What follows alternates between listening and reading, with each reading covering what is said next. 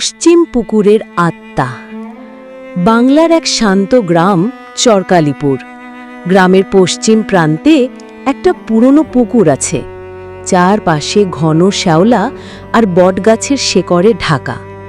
গ্রামের বয়স্করা বলে পুকুরটার পানি অভিশপ্ত, কারণ ২৫ বছর আগে সেখানে এক নববধূর লাশ পাওয়া গিয়েছিল।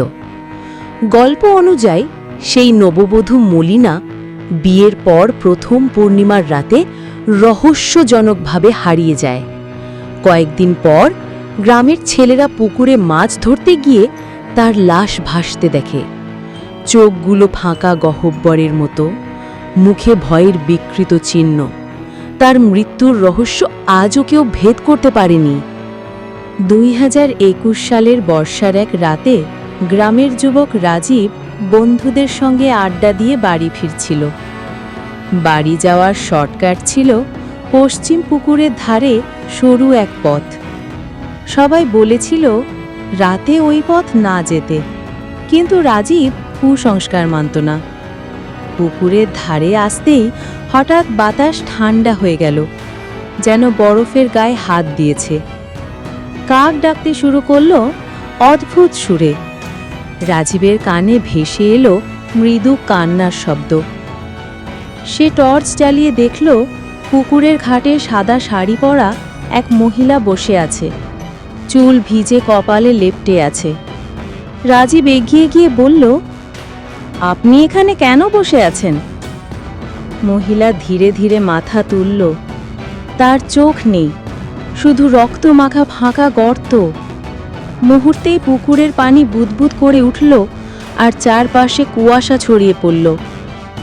রাজীব অনুভব করল তার পা নড়ছে না, যেন কেউ নিচ থেকে ধরে রেখেছে। হঠাৎ মহিলা দাঁড়িয়ে এগিয়ে এলো, ঠোঁট নাড়ল, কিন্তু কোনো শব্দ নেই। রাজীবের মনে হলো মলিনার ঠান্ডা হাত তার গলা চেপে ধরছে। কোনো মতে সে জোরে চিৎকার করল, আর সেই মুহূর্তে সব অদৃশ্য হয়ে গেল। পরিণতি। সকালে রাজীব জ্বরে পড়ে গেল। একটানা ৭ দিন অসুস্থ ছিল। জ্ঞান ফেরার পর শুধু বলেছিল তার চোখ ছিল না, কিন্তু সে সব দেখছিল। এরপর থেকে রাজীব আর কখনো পশ্চিম পুকুরের ধারে যায়নি। গ্রামবাসীরা বলে পূর্ণিমার রাতে এখনো পুকুরের ঘাটে সেই সাদা শাড়ি পরা ছায়া বসে থাকে, অপেক্ষা করে তার পরবর্তী শিকারের জন্য।